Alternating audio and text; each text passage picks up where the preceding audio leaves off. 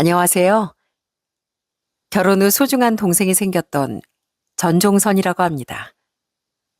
저는 사랑이 참 많은 집안에서 자랐어요. 어릴 적 부모님은 저 오빠에게 늘 공주님, 왕자님 하고 부르셨고, 저는 저보다 4살 많았던 오빠에게도 예쁨을 많이 받았죠.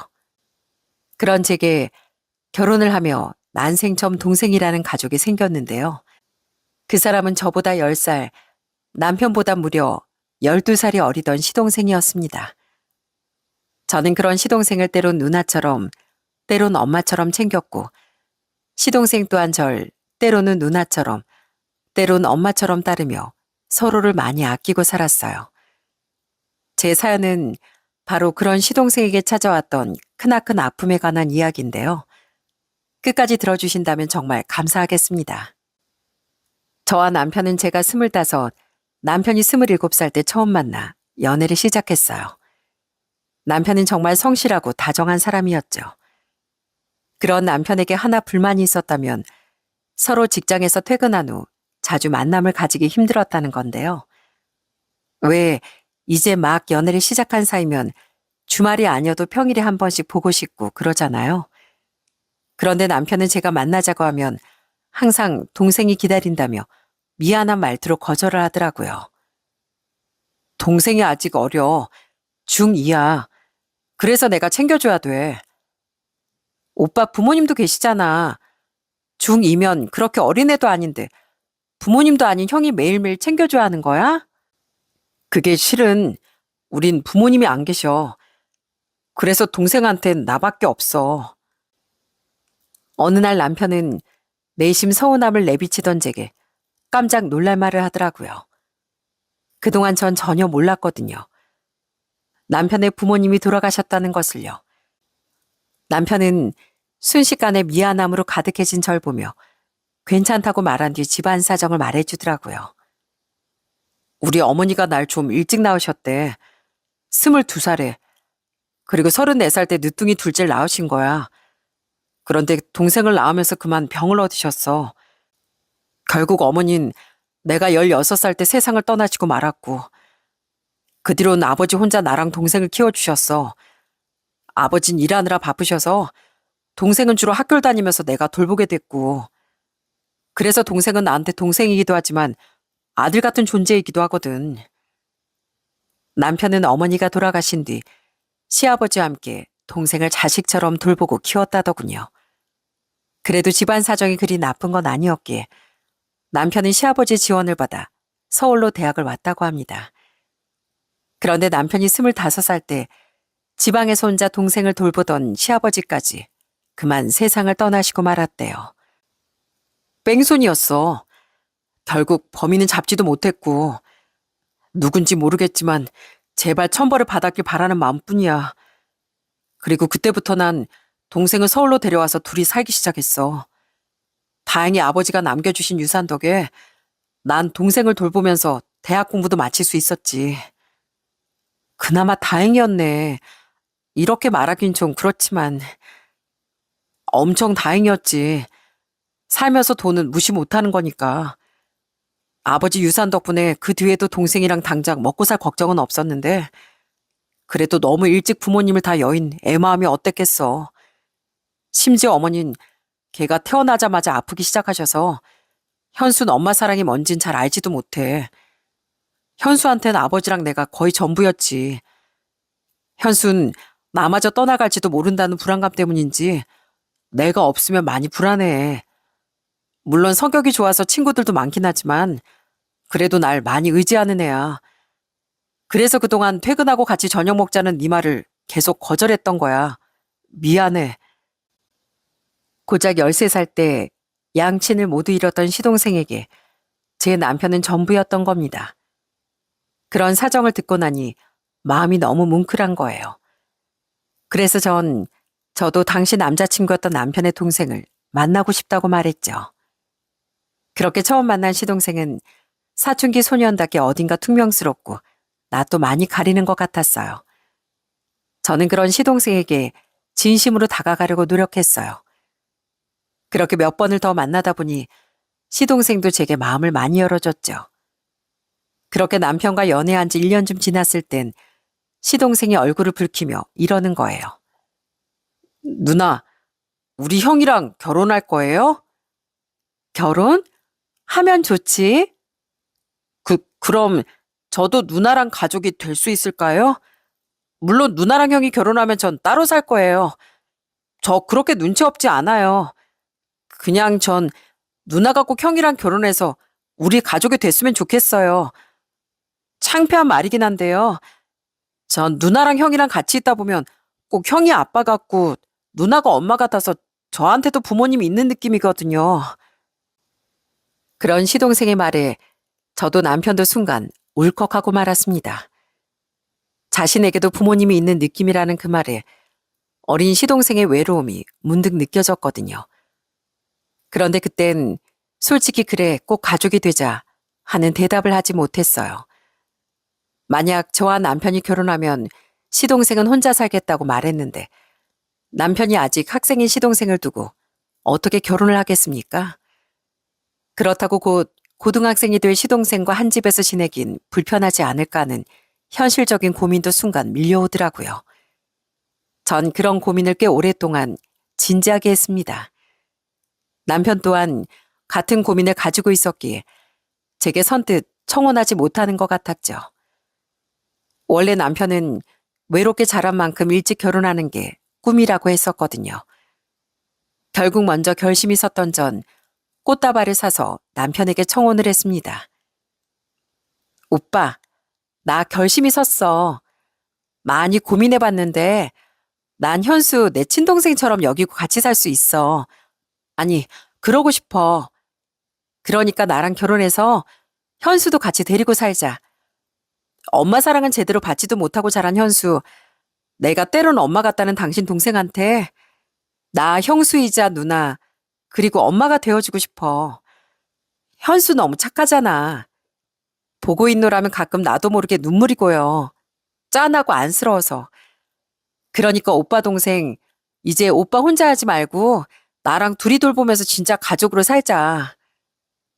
그때 남편은 절 와락 끌어안기까지 했습니다. 평생 이 은혜는 잊지 않겠다면서요. 물론 시동생이 좀 짓궂거나 싹수가 노란 기미가 보였으면 저도 그런 결심을 하지 못했을 겁니다. 고등학생이라도 저보다 훨씬 덩치도 키도 큰 남자인데 무서웠을 테니까요.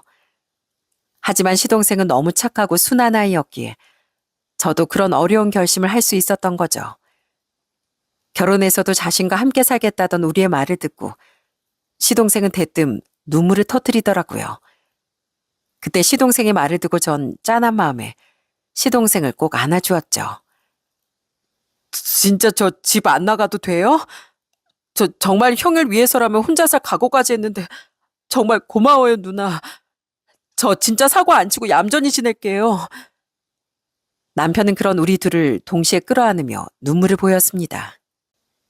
그렇게 전 나이 27에 결혼해 17살짜리 덩치 큰 동생을 얻게 되었죠. 그런 제 뜻을 존중해 주신 친정 부모님과 오빠 내외는 제 남편뿐 아니라 시동생에게도 정말 잘해줬고요. 현수 공부 열심히 잘하고 있지? 시동생은 결혼 후에도 제가 자신을 도련님보단 이름으로 불러주길 바랬습니다. 그게 더 좋다면서요. 저희 부모님은 혼자 있으면 쓸쓸할 거라며 가족 모임이 있을 때마다 고등학생이던 시동생도 부르셨어요. 나중에 성인이 되고 나선 매번 참석하지 못했지만 그래도 시동생은 저희 가족 또한 자신의 가족처럼 여기며 잘 스며들었죠. 저희 부모님과 오빠 외엔 시동생과 가까워지려고 저처럼 이름을 부르며 잘 챙겨주었는데요. 나중에 시동생은 고등학생 시절을 떠올리며 이렇게 말을 했습니다. 그때 진짜 형수님 부모님 집에 가기만 하면 사방에서 잔소리랑 걱정이 막 날아들었잖아요. 어려운 건 없냐? 혹시 과외 받고 싶은데 형수님 눈치 보이면 이 아저씨한테 얘기해라. 고등학생은 잘 먹어야 되는데 왜 이렇게 말랐냐? 그래서 솔직히 좀 불편하기도 했는데 집에 와서 생각해보면 또 너무 좋더라고요. 전 할아버지 할머니도 안 계셨잖아요. 그래서 명절에 친척집이나 할아버지 집 가서 잔소리를 많이 들었다, 용돈 많이 받았다는 애들이 부러웠거든요. 근데 제가 막 그 애들이 된 것 같더라고요. 결혼한 후 저와 남편은 시동생을 데리고 연애 시절처럼 이곳저곳 많이 놀려 다녔습니다. 하지만 시동생이 고등학교 2학년 2학기에 접어들면서 우린 아들을 딱 끊었어요. 공부를 잘했던 시동생의 대학 입시를 위해서요. 그냥 저 두고 형하고 형수님은 데이트하고 오셔도 되는데. 안 돼. 원래 고등학생 입시는 가족들이 다 같이 치러야 된다고 그랬어. 집안 분위기가 얼마나 중요한데. 두고 봐. 내가 뒷바라지만 잘해주면 너희 형보다 훨씬 좋은 대학 갈 수 있어. 그때만큼은 정말 제가 시동생의 진짜 엄마라는 생각으로 열심히 뒷바라지를 했던 것 같습니다. 전 남편과 상의해 아이 계획까지 미뤘어요. 수험생이 있는 집안에 아이가 있으면 힘들 것 같아서요. 저는 직장에 다니던 와중에도 인터넷에 수험생 식단을 검색해 아침 저녁을 챙겨주었습니다. 밤엔 머리가 잘 돌아간다는 비타민 가득한 과일도 잊지 않았고요. 시동생이 고3 땐 전 허리띠를 바짝 졸라매며 학원에 이어 영어 과외까지 시켜줬어요. 당신 기초 화장품도 다 떨어져서 샘플만 쓰잖아. 공부 때문에 당신만 너무 손해보는 거 아니야? 그러지 마. 현수 공부는 이것만으로도 충분해. 당신도 괜히 나한테 미안하다고 김밥 한 줄 사 먹는 것도 미안해하면서 무슨. 괜찮아. 현수 지금이 얼마나 중요한 시기야. 지금을 잘 보내야 애 인생이 달라지는 거야. 그리고 나한테 미안해 좀 하지 마. 나도 현수 가족이야. 그런 저와 남편의 지극정성 덕에 시동생은 남편보다 더 좋은 서울의 대학에 합격하는 쾌거를 이루었답니다. 너무 장하고 기특하더라고요. 합격자 발표가 나던 날 시동생은 엉엉 울며 제 손을 잡고 방방 뛰었습니다. 형수님, 저 붙었어요. 붙었다고요. 이게 다 형수님 덕분이에요. 이후 학비는 스스로 벌어 내고 싶다던 시동생을 혼내며 저와 남편은 열심히 학비까지 내줬습니다. 심지어 시동생의 첫 학기 학비는 저희 친정 부모님께서 내주셨어요. 자, 장인어른, 안 그러셔도 됩니다. 저희 아버지께서 남기신 돈도 있고 저희도 돈 있어요. 그래도 그냥 받게. 내 자식, 내 손주가 대학 갔다는 마음으로 주는 거야. 하늘에서 자네 부모님이 보시면 얼마나 기특하게 여기시겠나. 또 그런 늦둥이 아들한테 아무것도 못해주는 자신들 신세가 얼마나 한탄스러우시겠어. 이건 그런 사돈 어른들을 대신하는 마음으로 주는 거네. 제 남편도 시동생도 그런 저희 부모님께 많이 감사했습니다. 그렇게 학교를 다니는 내내 시동생은 꾸준히 과외를 하며 돈을 벌어 저와 남편뿐 아니라 저희 부모님의 선물도 한 번씩 사주었어요. 시동생이 난생 처음 직접 번 돈으로 제게 사다 주었던 카드 지갑은 아직도 제 보물 1호랍니다. 저와 남편은 시동생이 대학에 간 뒤에야 아이 계획을 세워 시동생이 21살 때 아들을 낳았는데요. 그때 시동생은 대학 공부까지 소홀히 하며 조카에게 홀딱 빠져 저에게 타박을 듣기도 했었어요. 현수 너 시험 얼마 안 남았잖아. 공부할 게 산더미라며? 힘들게 대학 보내줬더니 왜 계속 베이비시터 노릇이나 하고 있어. 얼른 공부해. 알겠어요. 딱 5분만. 딱 5분만 우리 선혁이 더 놀아주고요. 어쩜 이렇게 손도 발도 다 작을까요? 형수님, 전 선혁이가 조카이기도 하지만 꼭 제 동생이 태어난 것도 같아서 너무 좋아요. 형이 절 자식처럼 대해준 그 마음을 잘 알겠다니까요. 남편은 그 모습을 보며 당신 그러고 있으니까 진짜 현수 엄마 같아라며 웃더라고요. 현수가 태어났을 때 나도 현수가 너무 예쁜 거야. 그래서 학교도 안 가고 옆에 붙어서 웃고 있다가 어머니께 잔소리를 듣곤 했었지. 아프셨어도 그땐 잔소리 정도 할 수 있을 정도로 정정하셨었는데 그립다 우리 어머니. 그래도 여보, 우리 현수한테 당신이 있어서 정말 다행이야. 현수도 언젠간 당신을 어머니처럼 추억하고 떠올릴 수 있을 테니까 고마워. 그렇게 행복한 시간이 흘러 시동생은 좋은 직장에도 취직했습니다. 그 취업 결과 발표가 났던 날엔 시동생은 절 번쩍 업어들기까지 했어요.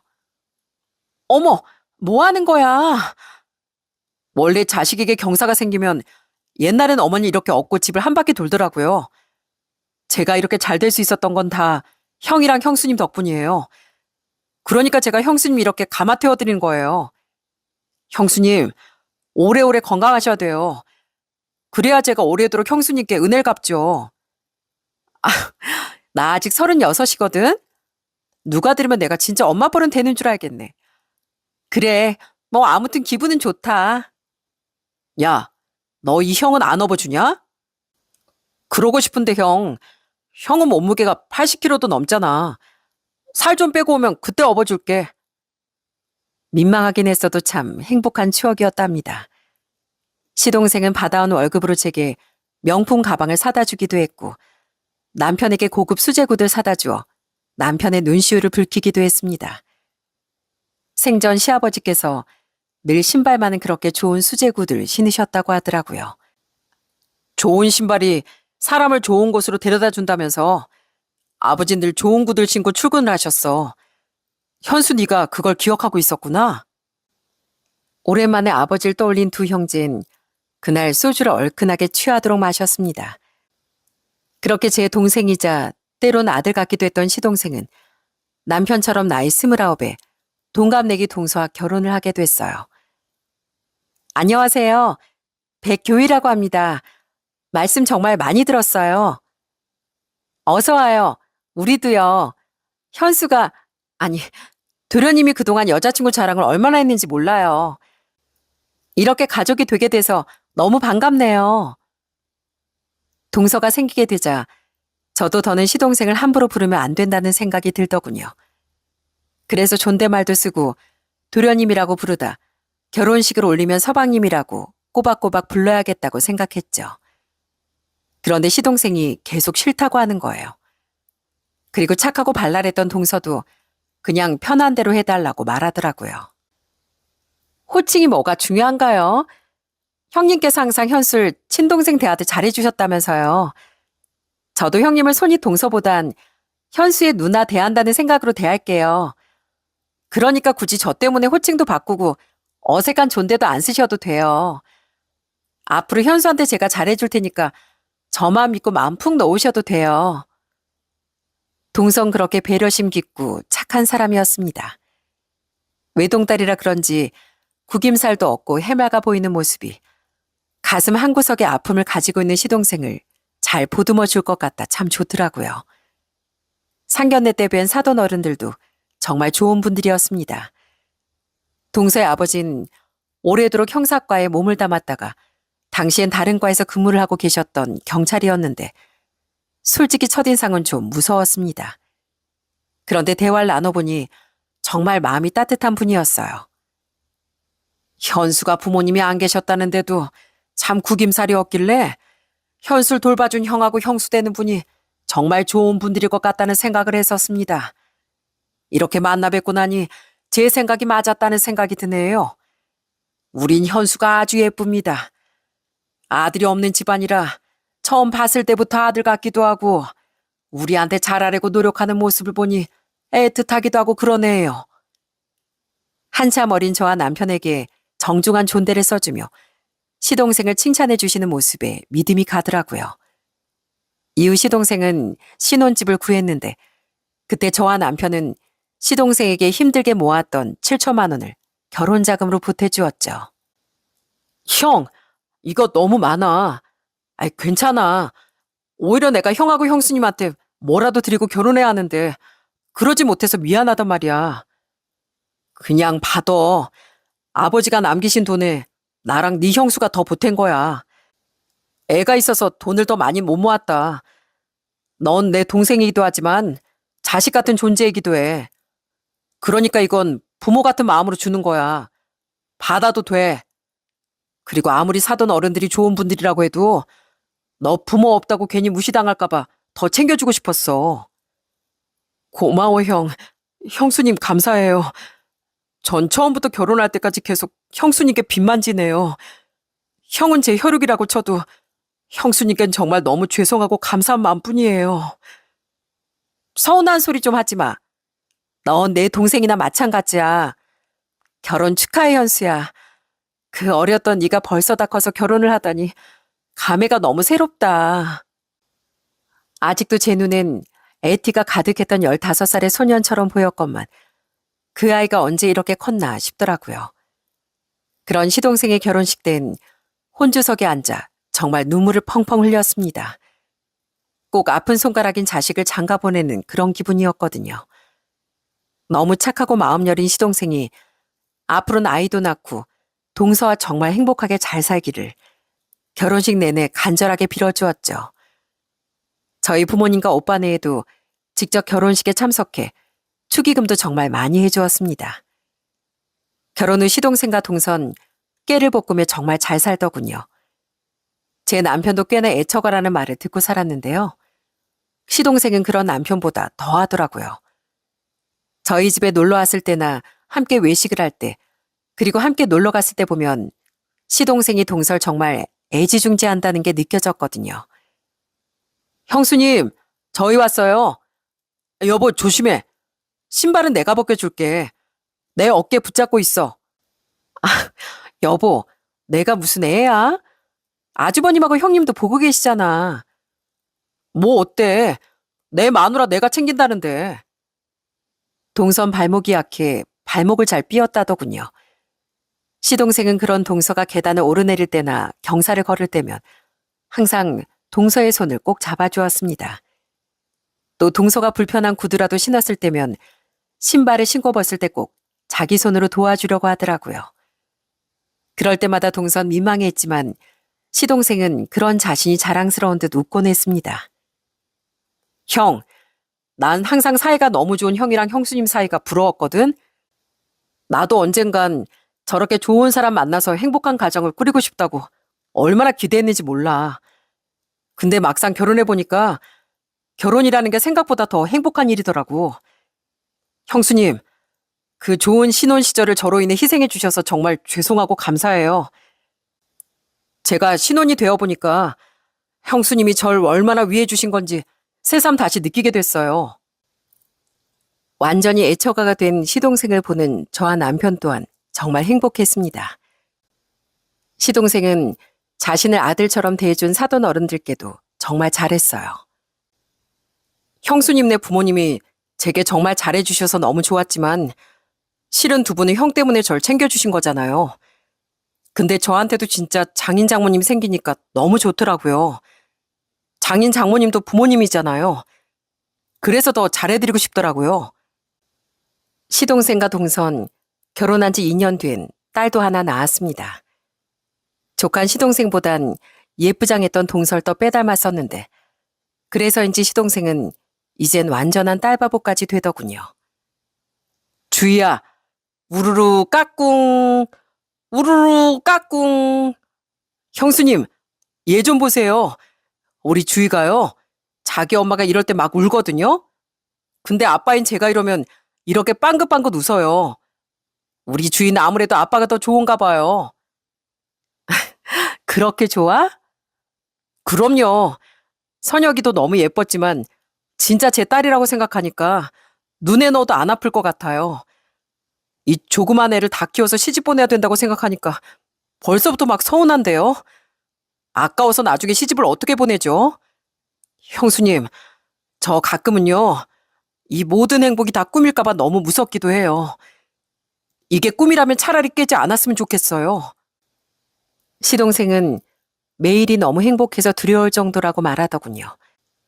마치 아무도 몰랐던 미래의 불행을 예감이라도 했던 것처럼 말이죠. 동서, 좋은 날인데 표정이 왜 그렇게 어두워? 괜찮아? 아, 괜찮아요, 형님. 급하게 아침 먹은 게 좀 얹혔나 봐요. 신경 안 쓰셔도 돼요. 조카의 돌잔치 날 왠지 동서의 표정이 좋지 않아 보이더라고요. 가족들의 걱정에 동서는 아직 채기가 남아있어서 그렇다며 애써 웃어 보였습니다. 이젠 괜찮아지고 있다면서요. 하지만 끝까지 어딘가 표정이 어두워 보여 집에 와서도 계속 신경이 쓰이더라고요.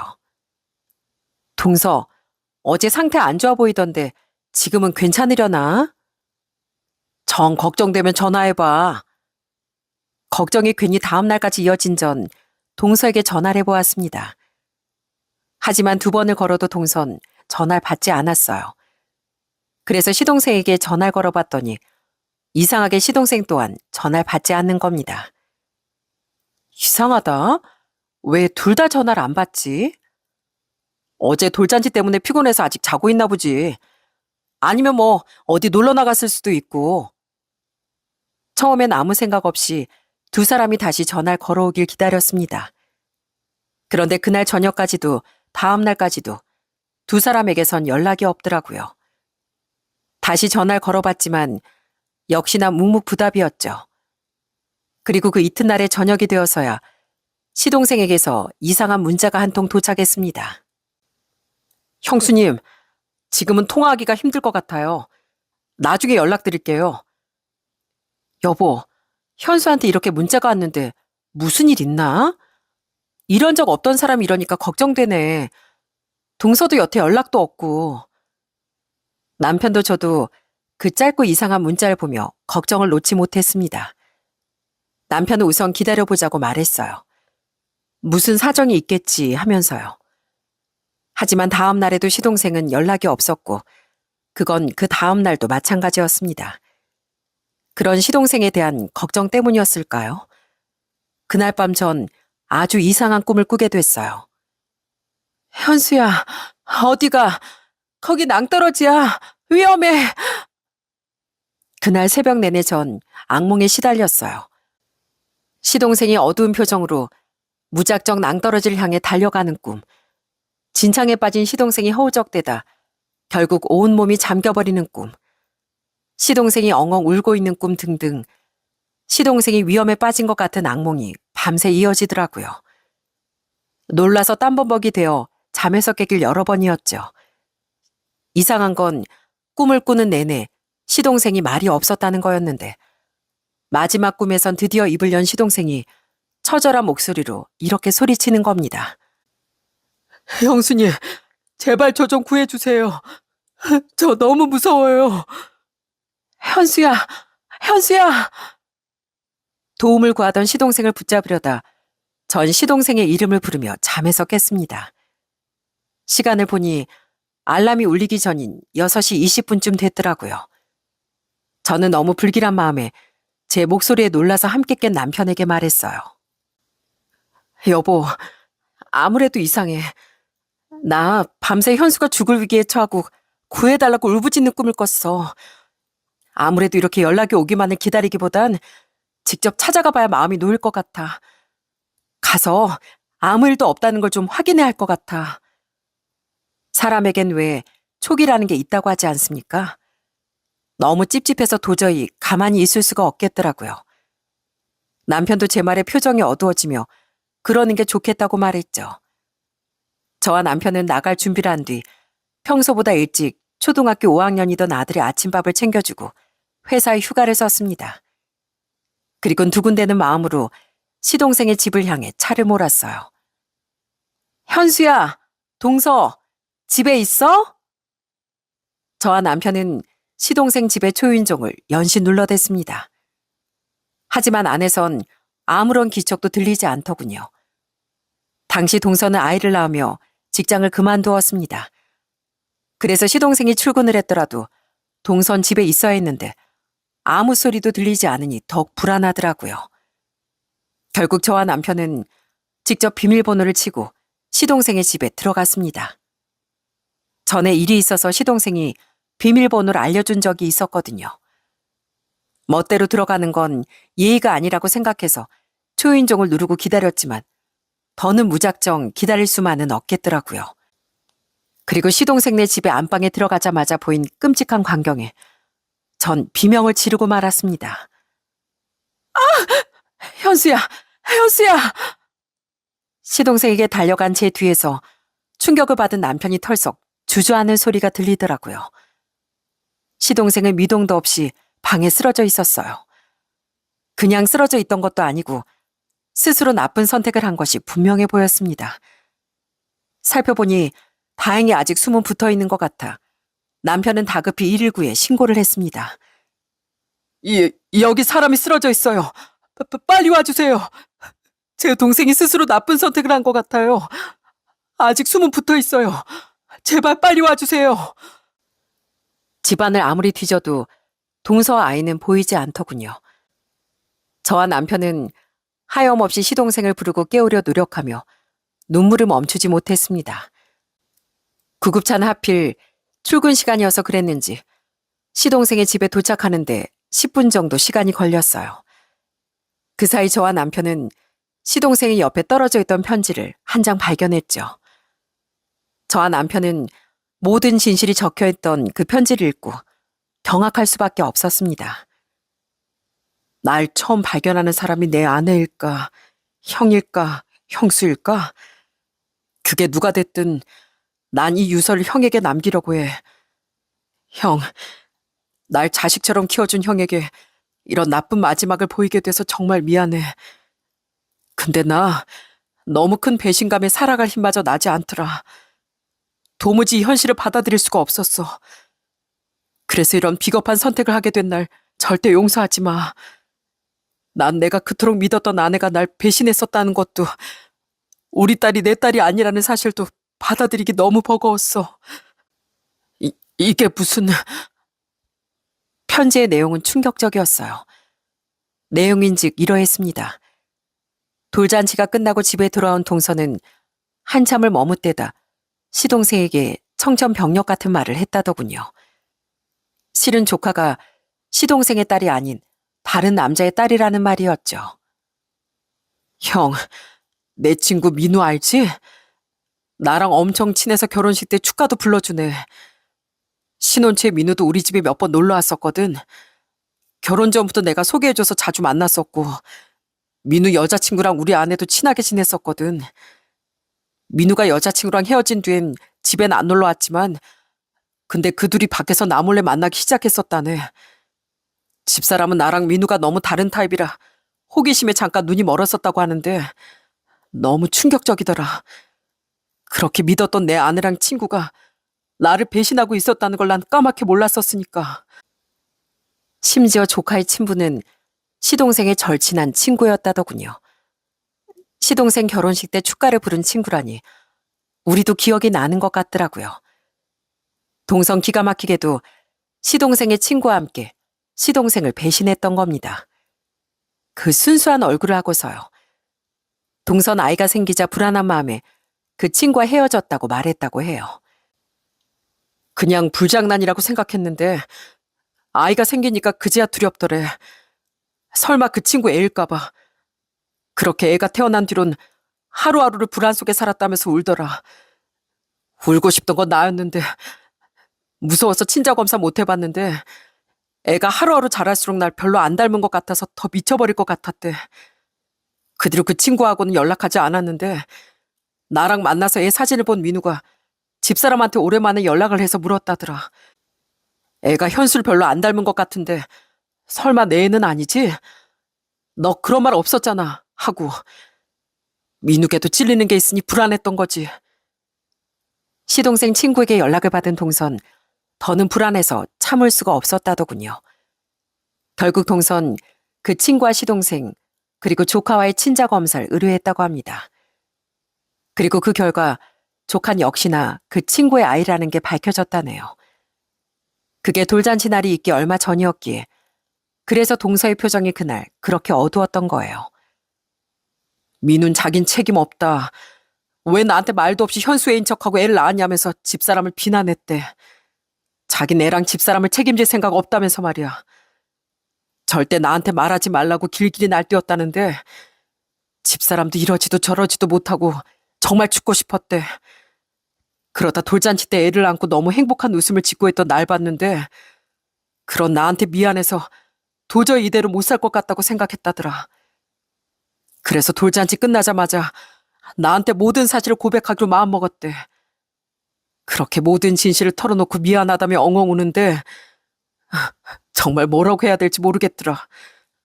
그냥 눈앞이 깜깜하고 죽고만 싶었어. 모든 진실을 털어놓고 사과한 동서는 그날 밤 시동생이 혼자 술을 마시러 나간 사이 짐을 싸서 아이와 함께 가출을 했다고 합니다. 이혼 서류와 함께 이런 짧은 편지를 남기고서요. 당신한테 미안해서 도저히 못 견디겠어. 친정 부모님께 말씀드릴 용기도 없어서 당분간 멀리 떠나서 생각을 추스를까 해. 무책임한 날 용서하지 마. 그런 동서의 가출은 시동생을 더욱 절망시켰던 겁니다.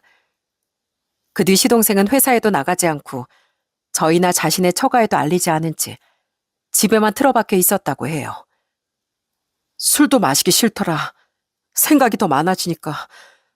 그냥 이제 앞으로 어떻게 살아야 하나. 내 세상은 다 무너졌는데 살 수나 있을까. 혼자 집에 틀어박혀서 그런 생각만 계속했어. 사람도 너무 무섭고 한순간에 세상에서 제일 사랑하던 아내랑 딸이 죽은 거나 다름없는 존재가 됐다고 생각하니까 마음이 산산조각 나는 것 같더라고. 양가 집안에 알리는 것도 무서웠어. 이 끔찍한 현실이 진짜 현실이라는 걸 인정하는 것 같아서. 결국 시동생은 모든 걸 뒤로하고 도망치는 길을 택했다더군요. 시동생은 남편과 제게 미안하다는 말을 남겼죠. 미안해, 형. 형은 날 그렇게 정성으로 돌봐줬는데 이런 나약한 인간으로 자라서. 형수님 죄송해요. 절 동생이자 자식처럼 여겨주신 거 잘 알고 있어요. 그런 형수님께 자랑스러운 존재가 되고 싶었는데 아무래도 믿었던 만큼 배신감도 너무 컸나 봐요. 하늘에 먼저 가서 제가 우리 선혁이 형수님 형 모두를 지켜줄게요. 그걸로 제게 베풀어 주신 은혜 갚겠습니다. 죄송하고 감사했습니다. 이 바보야. 잘못한 사람은 따로 있는데 네가 왜? 그 처참한 진실을 마주한 저와 남편은 시동생을 붙잡고 오열했습니다. 곧이어 구급대원들이 도착해 구급차에 타고 나서도 전 오열을 멈추지 못했어요. 동서가 너무 원망스러웠고 시동생이 너무 가엾더라고요. 그렇게 병원에 옮겨진 시동생은 다행히 생명에 지장은 없었습니다. 이대로 시동생을 잃는 줄 알고 철렁했던 저와 남편은 그제 안도의 눈물을 흘렸죠. 하지만 시동생은 이틀이 지나서야 의식을 되찾았고 그 사이 전 전화를 받지 않던 동서에게 이런 문자를 남겼어요. 현수 스스로 목숨을 끊으려고 했어. 다행히 목숨은 건졌고 지금은 병원에 있어. 진짜로 죄책감을 느끼고 있다면 와서 현수한테 똑바로 사과해. 비겁하게 배설하듯 진실만 말해놓고 도망치지 말고. 동서가 최소한 사람이라면. 그 문자를 받고 자기도 놀랐는지 그제야 동선 제게 전화해 덜덜 떨리는 목소리로 물었습니다. 형님, 우리 남편은 괜찮아요? 목숨에 지장은 없다는데 아직 깨어나지 못했어. 동서 어디야? 애 데리고 동해 바닷가 쪽에 와 있었어요. 그 바보가 죄 있는 전데 대체 왜 그런 선택을 했대요? 현수 성격 몰라? 외로움이 그렇게 많던 현수가 동서랑 애를 얼마나 사랑했는지, 현수가 동서를 얼마나 아꼈는지 알잖아. 어떻게 그런 현수를 배신하고 뻐꾸기처럼 남의 애까지 키우게 해? 어떻게 순진무구한 얼굴을 해선 그런 끔찍한 짓을 저질렀냐고. 동서 때문에 우린 현수를 잃을 뻔했어. 죄송해요. 제가 그때 뭐에 쉬었었나 봐요. 정말 잘못했어요. 저도 임신했을 때 애가 제발 남편 아이길 얼마나 바랐는지 몰라요. 저도 죄책감 때문에 하루하루 미쳐버릴 것 같았다고요. 저도 이 현실이 너무 두려워서 부모님께 알리지도 못하고 이렇게 도망까지 친 거예요. 내가 뭐, 그래, 힘들었겠구나. 위로라도 해주길 바래? 동서가 느낀 고통에 천만 배 더 고통스러웠을 사람이 바로 현수야. 그러니까 와서 정식으로 무릎 꿇고 빌어. 평생 천벌받으면서 살겠다고 와서 빌라고. 안 그럼 내가 지구 끝까지 쫓아가서라도 머리끄댕이 잡고 끌고 올 테니까. 제 울부짖음에 동선 죄송하다며 엉엉 울었습니다. 그리고 그 다음날 저는 의식을 찾고 조용히 눈물을 흘리던 시동생에게 흐느끼며 말했어요. 저 살았네요. 죄송해요, 형수님. 저 때문에 우시게 해서. 형, 미안해. 미안할 짓을 왜 해? 왜? 잘못은 네 친구랑 동서가 했는데 왜 네가 그런 선택을 했냐고. 세상이 다 끝난 것 같았어? 그럼 어머니 아버지 다 잃고 이젠 동생까지 잃게 될 뻔한 네 형은 어땠을 것 같아? 네 말대로 널 자식처럼 여긴 난 어땠을 것 같냐고. 음, 죄송해요, 형수님. 근데 전 너무 힘들었어요. 고작 3년 산 동서랑 1년 본 동서 딸 때문에 10여 년을 가족으로 산 우린 아무것도 아니라고 생각했어? 아니잖아. 현수 너한테는 아직 우리가 있잖아. 내가 힘든 일 있으면 당장 달려오라고 했지? 이럴 때 기대라고 우리가 있는 건데 왜 바보같이 혼자서 그런 짓을 저질렀어? 너 또 그러면 그땐 내가 진짜 가만 안 둘 거야. 제발 다신 그러지 마. 부탁이야. 안도감과 원망이 동시에 터져 저는 시동생을 붙잡고 소리쳤습니다. 남편 또한 시동생을 끌어안곤 이 형이 다 미안하다며 흐느꼈죠. 시동생은 우리에게 미안하다는 말을 반복하며 눈물을 멈추지 못했어요. 죄송해요, 형수님. 미안해, 형. 나 2번 다시는 안 그럴게. 그땐 너무 절망적이어서 다른 생각을 못했어. 나한텐 아직 형하고 형수님이 있었는데. 형수님, 제가 정말 잘못했어요. 그렇게 시동생은 2번 다신 같은 일을 반복하지 않겠다고 약속 또 약속을 했습니다. 그리고 다음날 시동생이 깨어났다는 제 문자를 받은 동선, 고개를 푹 숙인 채 찾아왔더라고요. 아인 잠시 친구 집에 맡기고 왔다면서요. 동선 자신을 싸늘하게 바라보던 시동생 앞에 털썩 무릎을 꿇었습니다. 여보, 무사해서 다행이야. 왜 왔어? 사과할 거면 빨리 하고 가. 여보, 나 형님한테 당신 나쁜 선택을 했단 말을 듣고 그제야 깨달았어. 내가 생각보다 당신을 너무 많이 사랑한다는 걸. 그래서 여보, 나 한 번만 용기 내보고 싶어. 내가 죽을 죄를 졌다는 거 알아. 근데 나 딱 한 번만 용서해주면 안 될까? 정말 딱 3달 정도 잠깐 실수했던 거야. 내가 너무 어렸어. 이젠 2번 다시 그럴 일 없을 거야. 물론 우리 주희가 당신 친딸은 아니지만 그래도 당신 주희 많이 사랑했잖아. 주희랑 내가 당신 유일한 가족이잖아. 그러니까 다 묻고 우리 한 번만 다시 잘 살아보면 안 될까? 이가 갈리더군요. 저는 마지막으로 동서가 진심으로 다시 사죄하길 바랬던 건데 동선 뻔뻔하게도 가족을 운운하며 용서를 바라더라고요. 하지만 선택은 시동생의 몫이었으니 우선 지켜봤는데요. 시동생은 잠시 아무 말이 없더니 결국 동서에게 차가운 대답을 내놓았습니다. 아니, 그건 힘들 것 같아. 난 아무리 생각해도 내 친구랑 같이 날 배신한 당신을 평생 용서할 수 없을 것 같아. 주위를 볼 때마다 악몽 같은 기억이 살아나겠지. 그러니까 모두를 위해서 우린 이렇게 끝내는 게 맞아. 여보, 잠깐 실수라고 치부할 수 있을 정도의 가벼운 마음으로 날 배신했다는 것 자체가 난 너무 실망스러워. 그러니까 당신은 평생 나랑 주희한테 속지 않는 마음으로 죄인처럼 살아. 나한테도 가족이 있어. 우리 형이랑 형수님. 당신하고 다르게 진심으로 날 위해주는 진짜 가족. 그러니까 당신은 나한테 정말 미안한 마음이 있다면 주희라도 잘 키워내. 그게 주희에게도 나한테도 조금이나마 제값을 치를 수 있는 유일한 방법이니까. 이만 가줘. 당신 얼굴 더 보기 힘드니까. 그렇게 시동생은 이혼을 선택했습니다. 저와 남편은 울며 병실에서 나가는 동설, 끝까지 싸늘한 눈초리로 지켜보았죠. 이후 태어난 시동생은 모든 짐을 싸서 다시 저희 집으로 들어왔습니다. 그리고 뒤늦게 친정으로 들어간 동서에게서 모든 이야기를 들은 사돈 어른들은 저희 집에 찾아와 용서를 구하셨습니다. 어떻게 교의계가 이럴 수가 있단 말인가. 정말 미안하네. 우리가 딸을 잘못 키워도 너무 잘못 키웠어. 우리도 충격이 이렇게 큰데 자넨 오죽하겠나. 미안하네.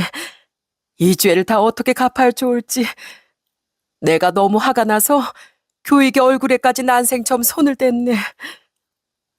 그런 두 분께 저희도 시동생도 차마 괜찮다는 말은 하지 못하고 그냥 돌려보냈습니다.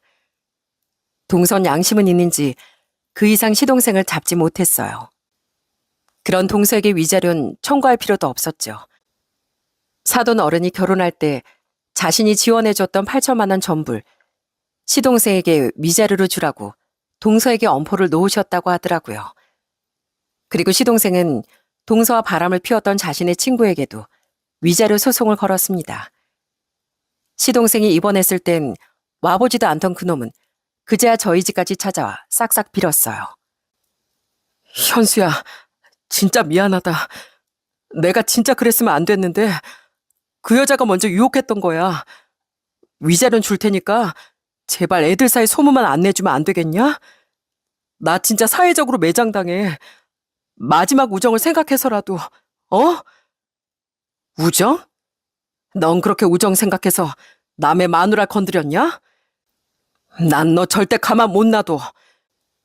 네가 지금 이직 준비 중이라 다니고 있는 회사가 없어서 직장에 폭로 못하는 게 아쉬울 뿐이야. 그런 널 애들한테도 실체를 알리지 않았다가 나중에 나처럼 피해당한 애들이 나오기라도 하면 그때 누가 책임져? 평생 얼굴도 들지 못하고 살아, 이 더러운 놈아. 결국 욕만 먹고 쫓겨난 시동생의 친구는 시동생의 위자료를 지급하고 친구들 사이에서 엄청난 욕을 먹으며 손절당했다고 합니다. 그리고 이혼한 뒤 들리는 얘기로 동선 사돈 어른에게 절연까지 당했다고 하더라고요. 이젠 법이 없어졌다지만 내 딸이 간통을 저지르고 살았을 줄은 꿈에도 몰랐다면서요. 동선 결국 자기 부모님 집에 머물지 못하고 아이와 둘이 작은 방을 얻어 살고 있다고 합니다. 시동생의 친구는 동서에게 법적으로 아이의 양육비를 지급하게 됐다고 하는데 끝내 동서 아이를 책임지긴 싫어했다네요. 동서를 집에 발도 들이지 못하게 하라던 동서의 아버지와 달리 동서의 어머니는 손녀를 생각해 한 번씩 동서를 돌보고 계신 것 같아요. 그래도 애를 생각하면 다행인 일이었죠.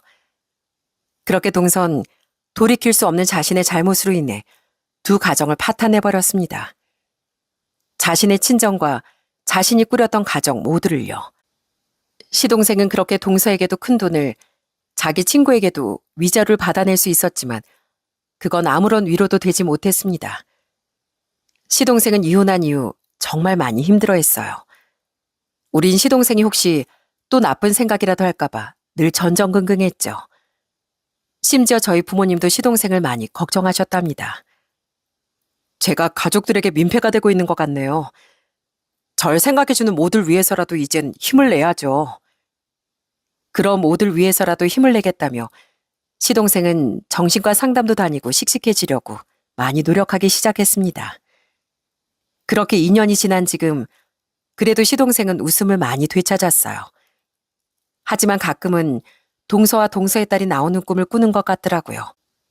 한 번씩 눈이 퉁퉁 부은 채 일어난다거나 심할 땐 아이의 이름을 비명 지르듯 부르며 깬 적도 있었거든요. 그런 시동생의 아픈 상처가 언젠가 더 좋은 사람을 만나 치유되는 날이 오면 얼마나 좋을까요? 아주 착하고 좋은 사람을 만나 이번엔 정말 시동생의 피를 이은 아이도 태어나길 저와 남편은 진심으로 바라고 있답니다. 지금 저희 아들은 벌써 중학교 1학년이 되었어요. 아들은 때로는 삼촌, 조카처럼 때로는 형, 동생처럼 친하게 지내고 있는 시동생을 정말 좋아하는데요.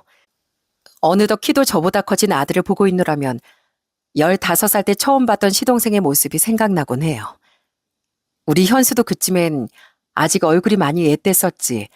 막 변성기가 왔을 때였지. 세월이 참 빠르네 하고 말입니다. 그렇게 어리고 순수했던 시동생의 마음에 너무도 큰 상처를 남겨 시동생의 마음에 어둠을 남긴 동서를 떠올리면 지금도 문득문득 원망이 차오르곤 해요. 자신은 잠깐의 실수였다지만 그 실수 하나가 몇 사람의 인생을 흔들어 놨습니까? 그런 엄청난 잘못을 단순한 실수였다고 포장하긴 힘들다고 생각해요. 어디서 들었는데 배신을 당한다는 건 심장에 죽을 때까지 메워지지 못할 구멍이 뚫리는 것과 같다더군요. 아무리 잘못을 느끼고 용서를 빈다고 한들 돌이키기 힘든 잘못이 바로 배신이랍니다. 누군가의 그런 또 다른 잘못으로 저희 시동생과 같은 피해자가 나오지 않았으면 하는 마음에 저는 이 사연을 신청하게 됐습니다.